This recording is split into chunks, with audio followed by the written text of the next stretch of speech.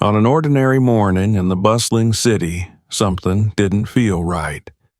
A quiet subway ride turned into a moment of truth when a little girl's silent cry for help caught the attention of a watchful hero. What happened next will leave you speechless. Watch the story unfold and see how one decision can change everything. Don't forget to like, share, and subscribe to support more incredible stories like this.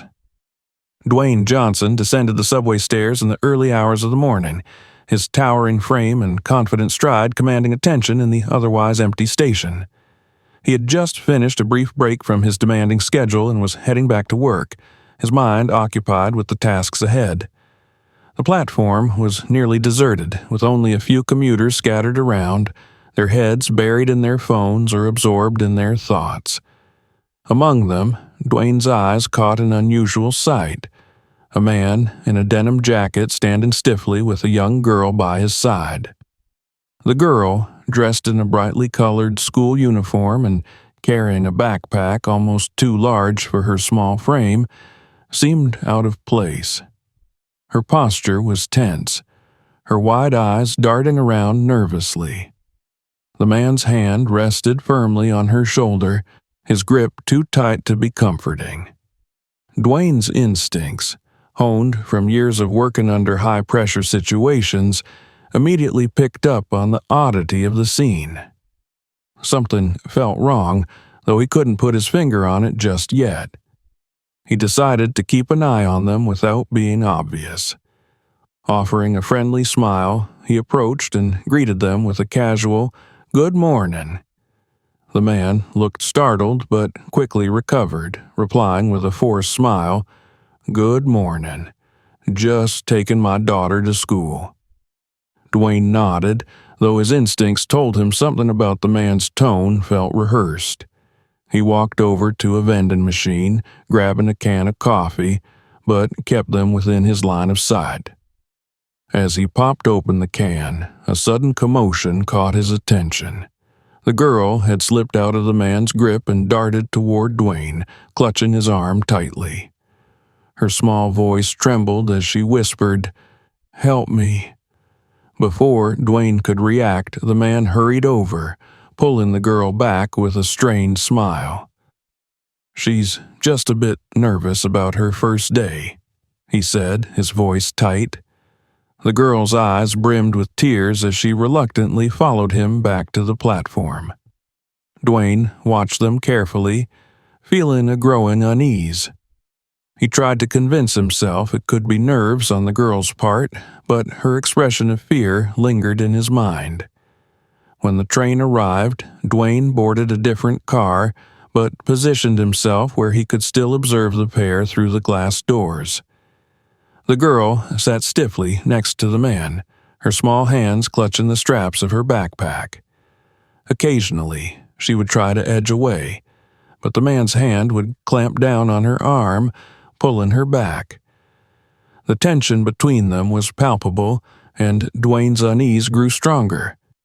As the train sped through the underground tunnels, Dwayne tried to focus on his phone, scrolling through messages, but his mind kept returning to the girl. Suddenly, he heard a faint, desperate voice, so soft he almost missed it. "Stop. Please." It was the girl. Her voice was barely audible over the sound of the train, but it was enough to make Dwayne snap to attention. His instincts fully engaged, Dwayne decided to move closer. Under the guise of needing a quieter seat, he entered their car and sat a few rows behind them. Observing them from this new angle, he noticed the man's grip tightening on the girl's leg whenever she tried to move. The girl's expression was a mix of fear and resignation, and the man's demeanor shifted between forced friendliness and thinly veiled irritation. Dwayne knew he couldn't ignore this any longer. Clearing his throat loudly to make his presence known, he asked, "Everything okay here?" The man turned, his face tense but composed. "Yes, everything's fine. My daughter's just a little fidgety this morning." The girl looked down, avoiding Dwayne's gaze, but he caught a glimpse of her trembling hands. Trying a different tactic, Dwayne picked up a discarded newspaper and moved closer, pretending to read it. This allowed him to get a better look at the girl without alerting the man. What he saw confirmed his suspicions. The girl's face was pale, her eyes red-rimmed with unshed tears. Dwayne's chest tightened with anger and concern. As the train approached the next station, Dwayne weighed his options. If he was wrong, and this was a misunderstanding, confronting the man could lead to unnecessary chaos. But if he was right, and this girl was in danger, every second counted. His thoughts were interrupted when the girl looked up, her eyes meeting his. In that brief moment, she raised her hand, her fingers forming a silent but unmistakable distress signal. Dwayne's heart raced. This was no misunderstanding. He had seen enough. As the train doors began to close, Dwayne made his decision. In one swift motion, he stepped off the train and onto the platform, determined to follow them and uncover the truth. Dwayne stepped off the train just as the doors closed behind him, his eyes fixed on the man and the girl walking briskly toward the station exit. He maintained a careful distance, blending in with the morning commuters as he followed them. His heart pounded with adrenaline, his mind racing as he analyzed every detail. The man's hurried steps, his grip on the girl's hand, the way she occasionally glanced back with fear in her eyes. Dwayne had no doubt now that something was deeply wrong, and he needed to act quickly. He pulled out his phone and called 911, his voice calm but urgent as he reported the situation. "This is Dwayne Johnson. I'm at the 32nd Street subway station. I believe I've witnessed an attempted child abduction. The suspect is a man approximately 5'10", medium build, wearing a denim jacket. The child is a blonde girl around 6 or 7 years old, wearing a colorful school uniform. They're heading toward the exit now." The dispatcher assured him that officers were on their way and instructed him to stay on the line if possible. Dwayne agreed, but kept the phone discreetly at his side as he continued to follow the pair. The man led the girl out of the station and onto the bustling city streets. The morning rush was in full swing, providing both cover and challenges for Dwayne as he navigated through the crowd. The man's grip on the girl's hand was firm, his eyes darting nervously around as if he sensed he was being watched. The girl stumbled slightly, her small frame struggling to keep up with his pace, but he didn't slow down. Dwayne's jaw clenched as he resisted the urge to confront the man immediately. He knew he needed to gather more information and wait for the right moment to intervene. After several blocks, the man and the girl reached a school building. The bright sign above the entrance identified it as Westfield Elementary. Dwayne stopped a short distance away, watching as the man walked the girl inside. Something about the scene felt off. The school grounds were nearly empty, too early for the usual arrival of students and staff. He noted the time, 7:10 a.m. Most schools wouldn't be this quiet during drop-off hours. Dwayne's instincts screamed at him that this was far from a normal morning. Positioning himself behind a parked car, Dwayne kept his eyes on the building. Moments later, the man re-emerged alone, his steps brisk as he headed back toward the direction of the subway station. Dwayne debated whether to follow him, but ultimately decided the girl's safety was the priority. He needed to ensure she was out of danger and uncover what was really going on. Approaching the school entrance, Dwayne put on a calm and approachable demeanor. The receptionist at the front desk looked up, her smile faltering slightly as she took in his imposing figure. "Good morning," Dwayne said, his voice steady and friendly. "I'm here to check on my niece, Karina. Her mom asked me to make sure she's settled in. Family emergency." The receptionist hesitated, clearly unsure of how to respond. Dwayne's confident tone and genuine concern seemed to reassure her. She nodded and pointed him toward the first-grade classrooms. She'd just arrived with her father, down that hallway. Dwayne thanked her and walked toward the indicated direction, his mind racing as he formulated his next steps. The hallway was quiet, the sound of his footsteps echoing softly. Passing closed classroom doors, he finally reached the playground at the back of the building. There, he spotted the girl huddled in the dome of the monkey bars, her small body curled up tightly as if trying to disappear.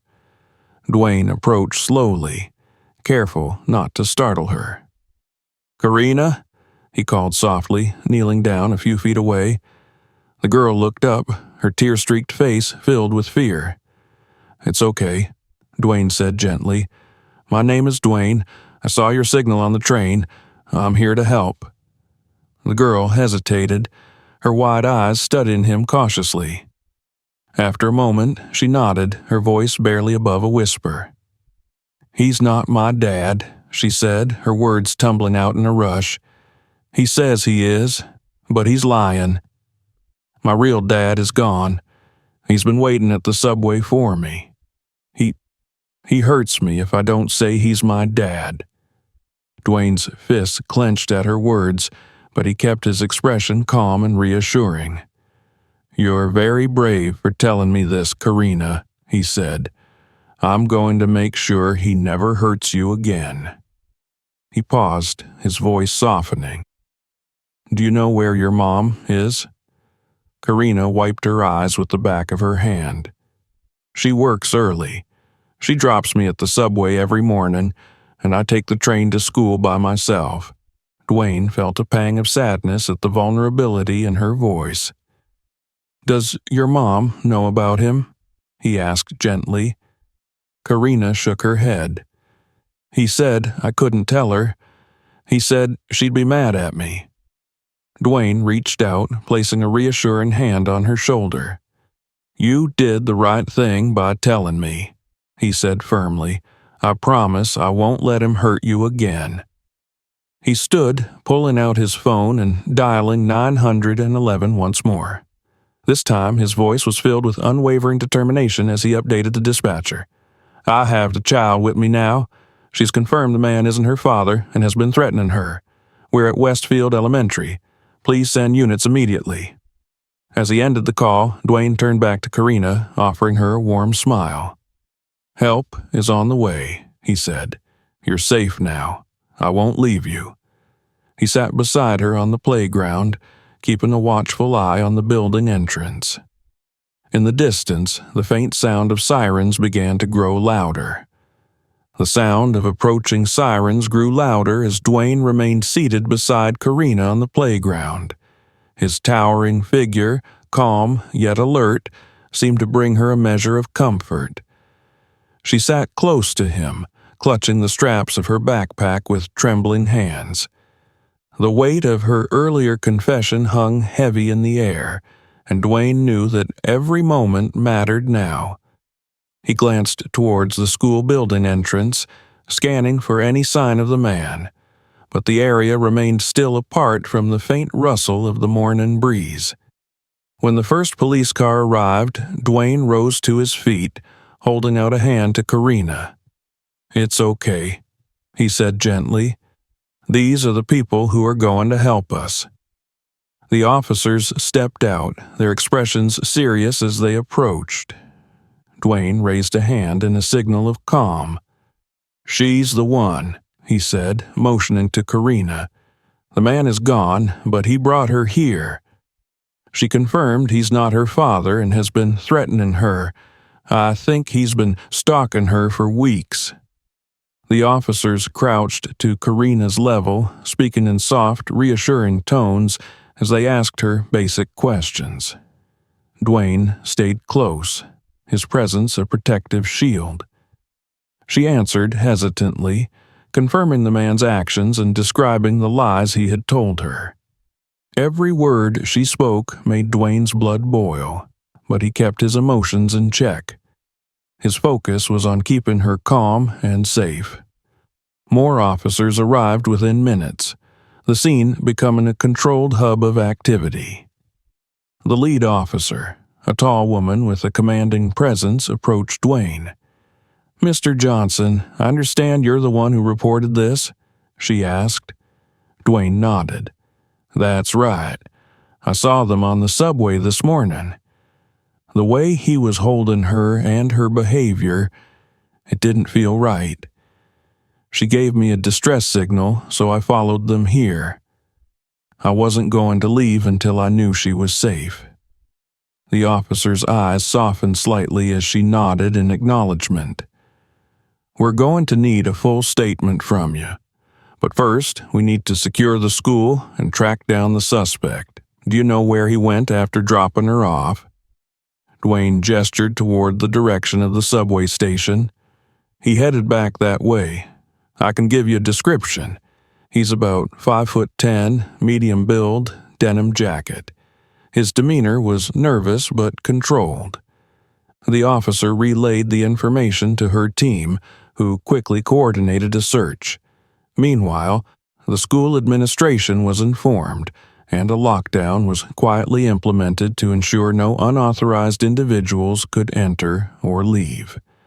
Teachers were instructed to keep students in their classrooms while the police swept the building for any signs of the man. Dwayne stayed with Karina, who had been escorted inside to the principal's office. The small room was filled with concerned staff and officers as they worked to gather details and secure her safety. Karina's teacher, Miss Casey, arrived shortly after, her face pale with concern. "What's going on?" she asked, her voice trembling slightly. Dwayne took a step forward, his tone calm but firm. "Karina's been in danger.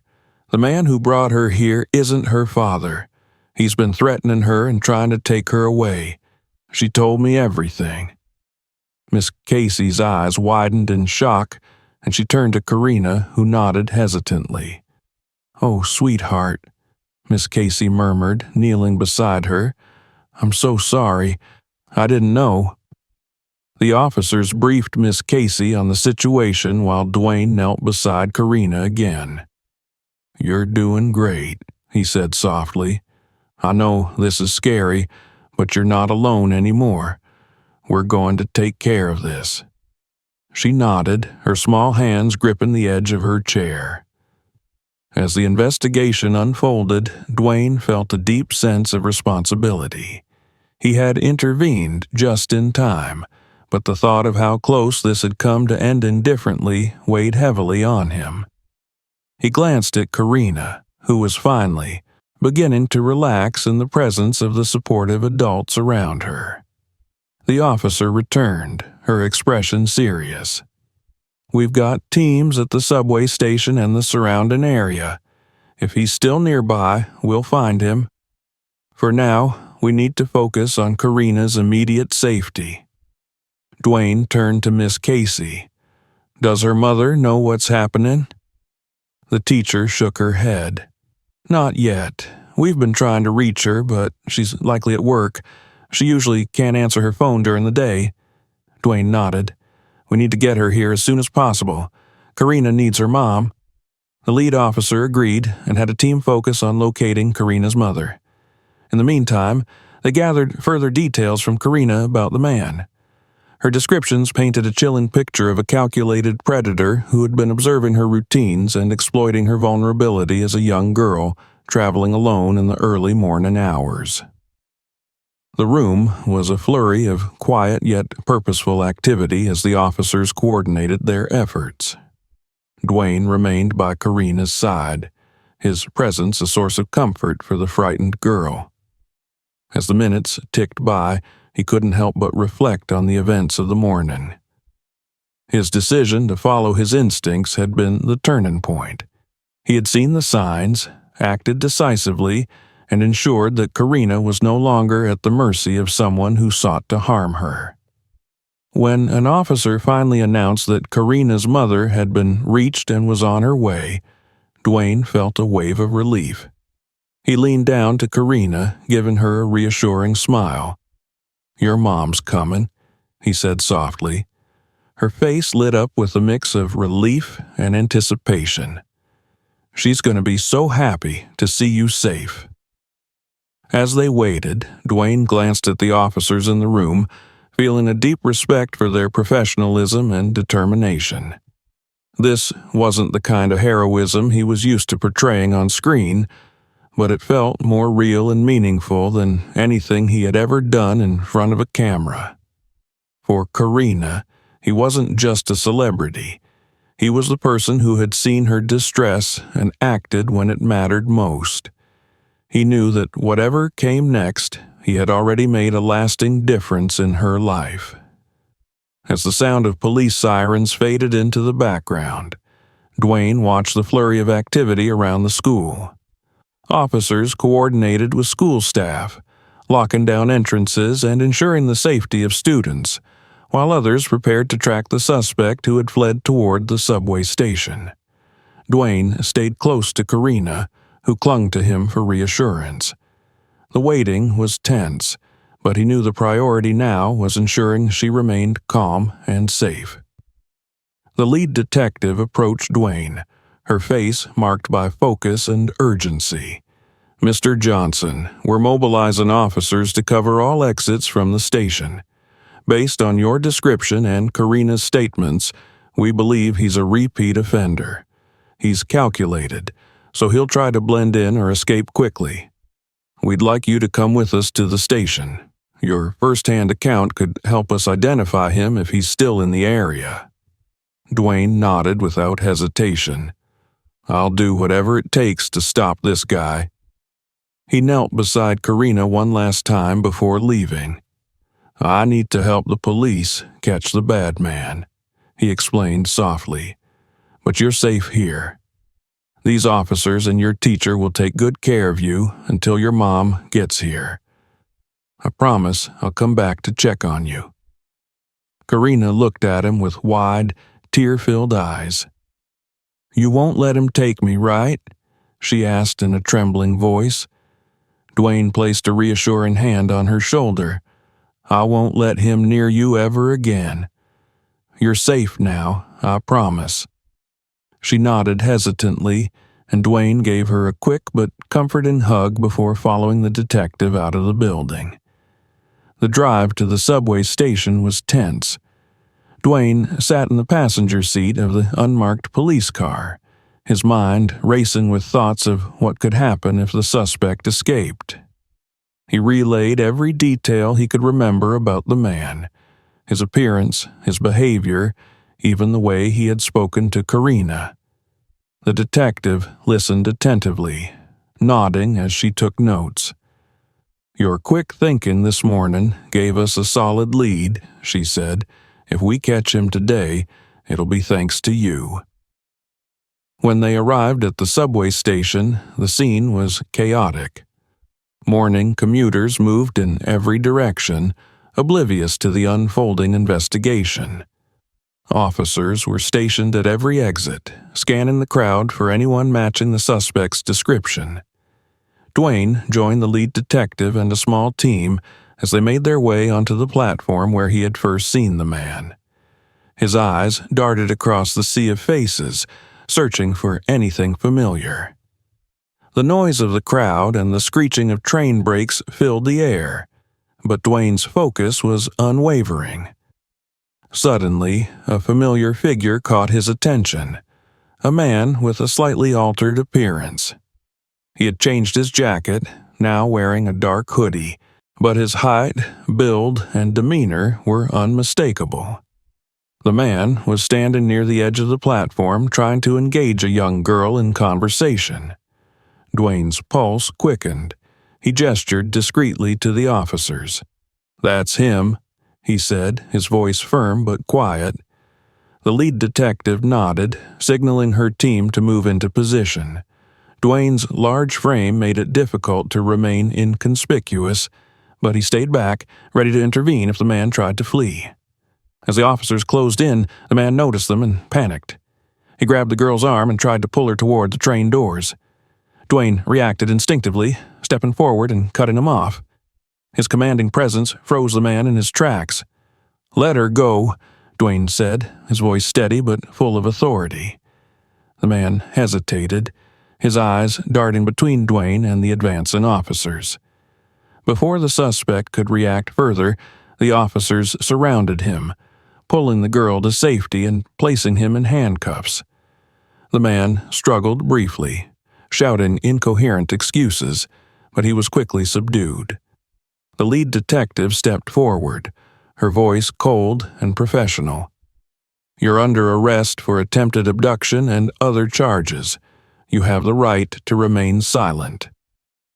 As the suspect was led away, Dwayne turned his attention to the young girl, who was trembling with fear. He knelt beside her, his voice gentle. "You're safe now. The police are here to protect you." The girl nodded, tears streaming down her face as she clutched at Dwayne's arm for comfort. The lead detective approached Dwayne, holding up a wallet retrieved from the suspect. "We found multiple fake IDs," she said grimly. "This guy has been operating under several aliases. It's bigger than we thought. He might be connected to a larger network of child trafficking." Dwayne's expression hardened. "We need to stop this," he said, "not just for Karina, but for every kid he's targeted." The detective nodded. "Your actions today didn't just save one child. You may have helped us crack open a much bigger case. We'll need a full statement from you back at the station." Dwayne agreed, but his thoughts were already turning back to Karina. "I promised the girl I'd check on her and her mom. I'll give my statement right after that." The detective smiled faintly. "Take your time. You've done more than enough today." As Dwayne prepared to leave the station, the weight of the morning's events settled over him. He had acted on instinct, but the consequences of his actions were far-reaching. He had stopped a predator and possibly disrupted an entire operation. But his focus remained on Karina, on ensuring that she and her mother could begin to heal after this nightmare. Heading back to the school, Dwayne felt a renewed sense of purpose. He wasn't just a bystander. Today, he had made a real difference, and he wasn't done yet. There were still promises to keep and lives to protect. Dwayne returned to the school just as Karina's mother arrived. The scene in the office was emotional, with Karina running into her mother's arms, her small body trembling as she sobbed uncontrollably. Her mother, a petite woman with tired eyes and disheveled hair, clutched her daughter tightly, her face pale with shock. Dwayne paused at the doorway, allowing them a moment of privacy while the officers and school staff stood back, watching silently. After a few moments, Karina's mother, Jocelyn, looked up, her eyes red and filled with gratitude. "You're the man who saved her?" she asked, her voice trembling. Dwayne nodded, stepping forward. "I'm Dwayne Johnson. I was on the train this morning and noticed something wasn't right. Karina gave me the distress signal. I knew I couldn't ignore it." Jocelyn broke down into tears again, her voice thick with emotion. "Thank you. I can't even imagine what could have happened if you hadn't been there. I thought I was doing the right thing, letting her take the train. I didn't know." Dwayne placed a reassuring hand on her shoulder. "You're not at fault. This man was a predator. He knew how to exploit routines and vulnerabilities. What matters now is that Karina is safe, and we've stopped him from hurting anyone else." Jocelyn nodded, though the guilt lingered in her expression. She turned to Karina, who was clinging to her tightly. "I'm so sorry, sweetheart. I didn't know. I should have been there for you." Karina looked up at her mother, her tear-streaked face full of emotion. I was scared, Mom. I didn't want to tell you because he said you'd be mad at me." Jocelyn's heart broke visibly as she pulled Karina closer. "Oh, baby, I would never be mad at you. You're so brave for telling someone. I'm just so sorry I wasn't there." Dwayne stood quietly, giving them space but ready to step in if needed. After a few moments, Miss Casey, Karina's teacher, approached with a gentle smile. "Mrs. Peterson, I just want you to know we're here to support you and Karina. We've already spoken with the police about implementing additional safety measures for students who arrive early." Jocelyn nodded, wiping her eyes. "Thank you. I'll do whatever it takes to make sure this never happens again." Miss Casey looked at Dwayne. "And Mr. Johnson, thank you. Without your quick thinking, I don't even want to imagine what could have happened. You truly are a hero." Dwayne shook his head modestly. "I just did what anyone should do. Karina is a real hero here. She had the courage to ask for help." Karina looked up at him, her blue eyes wide. "You're a hero, too," she said softly, her voice filled with admiration. "You made sure he didn't take me." Dwayne crouched down to her level, giving her a warm smile. "And you made sure I knew something was wrong. That was brave, Karina. That's what heroes do. They don't give up, no matter how scared they are." The moment was interrupted by the arrival of the lead detective, who approached with a clipboard. "Mrs. Peterson, we'll need a formal statement from you when you're ready. Mr. Johnson, we'll also need you to come to the station later today to finalize your report." Jocelyn nodded, her grip on Karina tightening protectively. "Of course. I'll do whatever you need." The detective looked to Dwayne. "The suspect is in custody, and we're uncovering more details about his activities. It seems he's been targeting children for a while, using fake identities and watching their routines. Thanks to your intervention, we might be able to connect him to other cases and bring justice for those families too." Dwayne's expression hardened, the gravity of the situation sinking in. "Let me know if there's anything else I can do," he said. "I want to make sure this stops here." The detective nodded. "We'll be in touch. For now, take some time. You've earned it." As the detective left, Jocelyn turned back to Dwayne. "I don't know how to thank you," she said, her voice still shaky. "You've given us a second chance. Please, let us do something to show our gratitude." Dwayne hesitated, then nodded. "I'd be honored to join you for dinner. But right now, the best thing you can do is focus on Karina. She needs you more than ever." Jocelyn smiled through her tears. "Thank you, really." Dwayne gave Karina a gentle pat on the shoulder. "You're going to be okay, kiddo. Just remember to always tell the truth and trust the people who care about you." Karina nodded, her small hand gripping his. "Will you come for dinner tomorrow?" she asked hopefully. Dwayne chuckled softly. "I wouldn't miss it." As he prepared to leave, he glanced back at the mother and daughter embracing tightly. Despite the morning's chaos and fear, this moment was filled with relief and hope. Dwayne felt a profound sense of purpose. He had done what he could to protect Karina, but he knew his job wasn't finished yet. There was still a full statement to give and more to learn about the man who had tried to take her. For now, though, he could leave knowing that she was safe, surrounded by love, and on the road to healing. The next morning, Dwayne arrived at the police station to provide his final statement. The atmosphere was tense yet focused, with officers reviewing reports and coordinating efforts to investigate the suspect's connections to other cases. Dwayne was greeted by the lead detective, who escorted him to an interview room where he recounted the events of the previous day in detail. He described the suspect's behavior, Karina's distress signal, and his decision to follow them to the school. His account was precise, every detail provided with the clarity of someone determined to ensure justice was served. The detective nodded as she listened, taking notes and occasionally asking clarifying questions. "Your actions yesterday didn't just save Karina," she said when Dwayne finished. "The evidence we've gathered so far indicates this man was part of a larger operation targeting vulnerable children. Your intervention has given us a significant lead in dismantling it."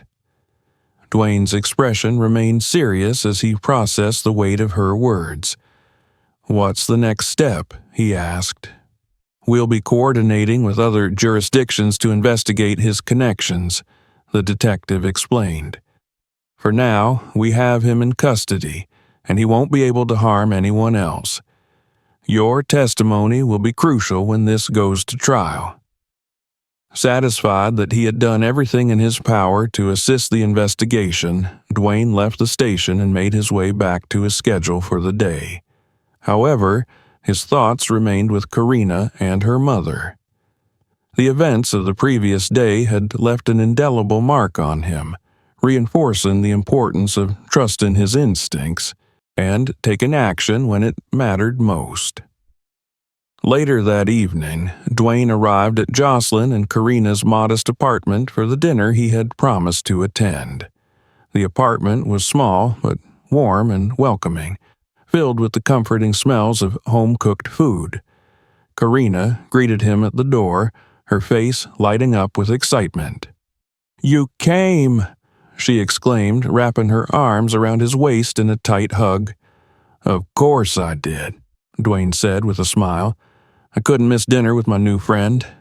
Jocelyn appeared behind her daughter, looking more relaxed than the day before.